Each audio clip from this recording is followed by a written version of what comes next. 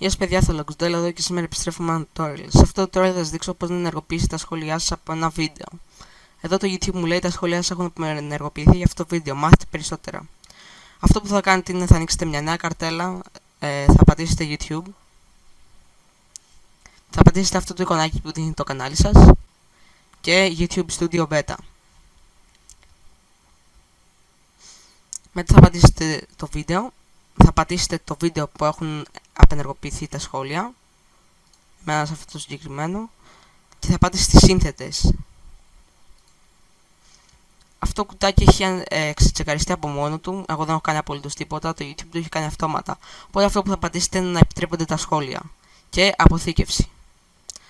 Αντίστοιχα, αν θέλετε να απενεργοποιήσετε τα σχόλια, θα ξετσεκάρετε αυτό το κουτάκι και θα πατήσετε ξανά αποθήκευση αν θέλετε να απενεργοποιηθούν τα σχόλια του βίντεο. Θέλω να ενεργοποιηθούν, το έχω κάνει αποθήκευση και θα κάνουμε ένα refresh να δούμε. Καλημέρα. Τα σχόλια ενεργοποιήθηκαν, δεν διαγραφτήκαν ευτυχώς και ναι, αυτό ήταν το tutorial. Σας ευχαριστώ που παρακολουθήσατε. Κάντε ένα like αν σας άρεσε το βίντεο, dislike αν δεν σας άρεσε και subscribe αν θέλετε να ενημερώνεστε για τα επόμενα βίντεο.